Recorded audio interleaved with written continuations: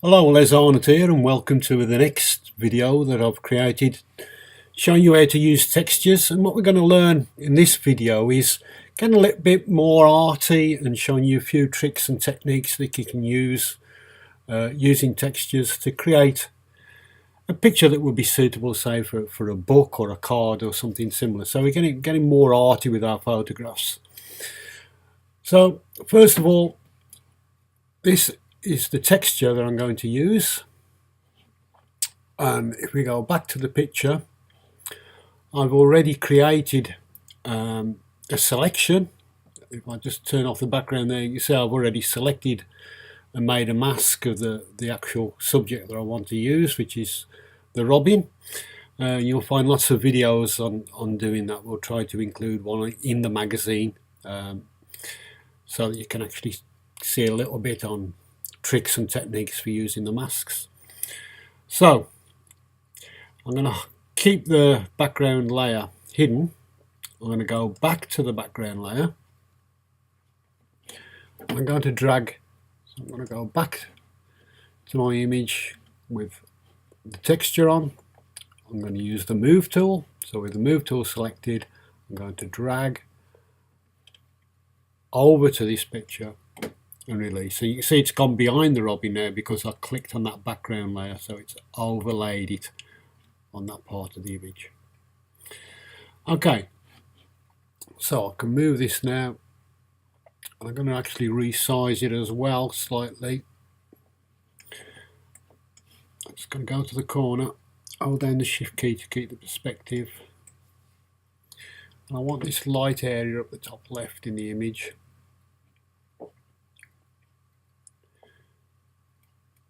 So I'm going to move it something like that. Press the enter key to commit the resizing. And there we go. So that's our texture in place. Now in the last video what we actually done was to copy this and put it over the top, and we'll be doing that as well, so it gives it that little bit of colour effect to the top layer of our subject, and that will make it look more graphic and give it more of a feel and merge the colours together, so you get more of a, rather than the robin standing out, it looks like it's actually part of the scene. But before we do that, let's just look. We've got the background layer still on here, and if I bring that back in, we can now go back to our texture layer and we can have a play with the different effects, because what I want you to show is if we take the background layer off and then put it back on, you can see how it affects the image. Now sometimes it may be better with it off, it may be better with it on and using a layer mode such as overlay or soft light or whatever. So it's worth experimenting with that. Which do you prefer? In my case I prefer the background on, so in this case I'm going to leave it on. But if you want to eradicate the background auto, it could be you've got lots of distractions going on in the background, you don't want them on there, so you don't have to do that. In that case you would leave this layer on normal with the texture on, but you can use any layer mode if you're keeping the background there. So I could use soft light, you can see the different effects. That's quite more subtle and I quite like that, so that's what I'm going to use.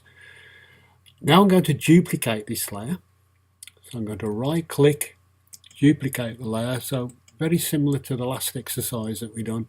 I'm going to drag that above my subject, so you can see now the bird is sandwiched between the two layers there with the effect on.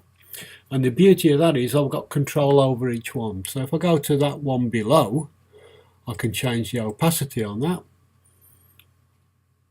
to anything, and I can also go to the one on the top which is over the bird, and that will affect the effect just on the bird itself.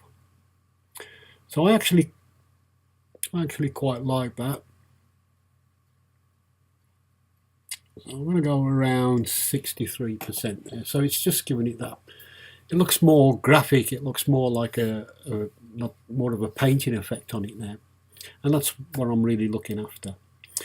Okay, so now a few effects. First thing I'm going to do is to create a vignette around the actual frame of the picture. but I don't want it on this top area where we've got this light coming through, because that looks like light beams, and I want to keep that there. But giving it a vignette will make it more dramatic, more punchy. So to do that, I'm going to create a new layer. So making sure we're on the top layer, I'll click to create a new layer. And what I'm going to use for this is the marquee tool and the elliptical marquee tool. So out of the selections you've got, you want the elliptical marquee tool.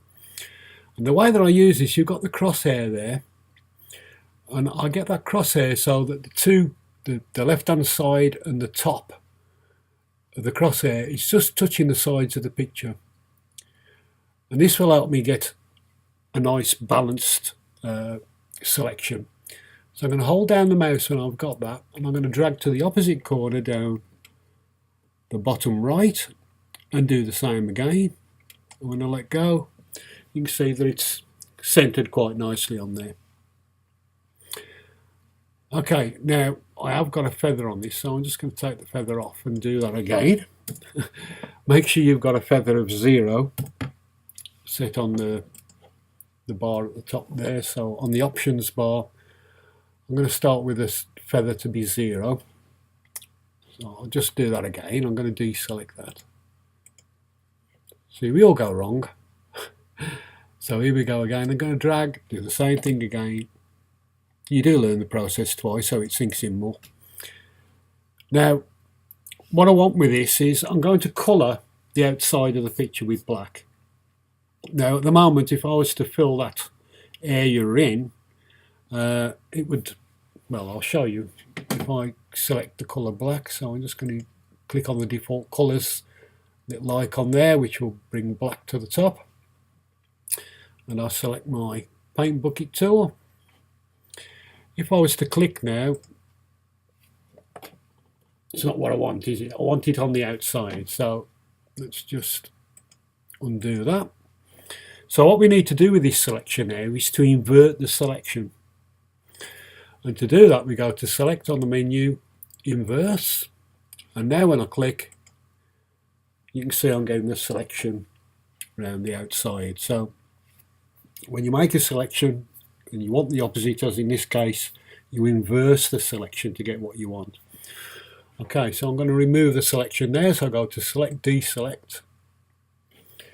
And in some cases, that's a nice effect. You could leave it like that. You can layer, change the opacity slightly if you wanted. But we're actually going to blur this now. Okay, so I'm going to use a filter, go to blur, Gaussian blur. I'm just going to drag this fairly high. Click on OK. And then what I'm going to do is to change the layer mode. What I usually use is soft light for this. And you see this gives it now that punchy effect. It draws the eye into the subject. But what I don't want is this area up there. Now there's two ways you could get rid of that. You could simply use the eraser, but I'm actually going to create a mask, because I'll create a mask. So I'm just going to click on this little icon down here, which will add a layer mask. So there's our mask there, and then we can use a black or white brush to paint it out. Now the reason I use this rather than the eraser is because if I go wrong I can bring it back. So if I get a paintbrush, and I've got a large paintbrush there with a soft edge, so just make sure that the hardness is down to 0. If I use a black brush, so I'm on black now, and I can delete that area. So I'm bringing back that light into the top left hand corner. But if I didn't want that, or I've made a mistake and I've done this and I've gone over this part, I can then, because I've got the mask, I can change to a white brush and I can paint that back in. So that gives me more control over what I'm doing. So that's the difference between using a mask and the eraser tool. If I use the eraser tool, I would have to undo everything to get back to the stage where I'd actually erased it. So masks are very useful for doing this type of thing. Okay, so we've got a nice image there. Now what I want to do is to create more of effective light beams, just slightly, up that top left hand corner. And we're going to do that quite brutally really. So I'm going to create a new layer, and I'll get white for the foreground colour, and I've got the paintbrush on with a soft edge, and that's basically what I want. And I'm just going to make that a tiny bit smaller. I'm going to click once, and I'm going to hold down the shift key on the keyboard and go over to this side, and holding down the shift key when I click, that will draw a straight line. And I'm going back to here, and I click again,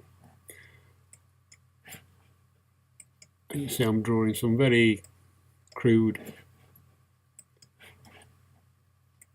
So each time I don't hold down the shift key when you go back to this area, because otherwise you're drawing both ways. So I'm going back up to here, I'm clicking, now I'm moving to the position where I want to paint to. I hold down the shift key at that point and click. So we just get a few like that. Right, that's made a mess of it, hasn't it? Right, okay. So now what I'm going to do is to change the layer mode again, and again I'm going to use soft light. And you see now the effect is much less. I'm going to take down the opacity quite a lot, because I only want a little bit of this coming through. I just want to brighten that edge up. And you can see you've got full control over all these layers. So I'm very, very slight on here. I'm just taking it up to about 29% on there. But what I don't want is, I don't want it over this area of the bird, because I'm losing a bit of detail on that. So again, we use a layer mask. I click on the mask, and I want to get rid of this area, so I'm deleting, I'm making it transparent. So we use a black brush. So I've still got the brush tool on, I'll just change it to black, and I'm painting over the bird here and getting rid of that effect over the bird where I don't want it, or anywhere else. Could get rid of this part actually, so it looks like it's coming behind there. So now when I take the opacity up on that layer, you can see I've actually deleted parts on there. Okay, so you can see now we've created quite an arty type style picture that would be suitable for book illustrations or for cards, greeting cards, whatever, using textures. So textures are great for that. They give you this arty type look, and quite quickly and easily. So something nice to learn if you're working in that area. Of course, when you've completed, you flatten the image,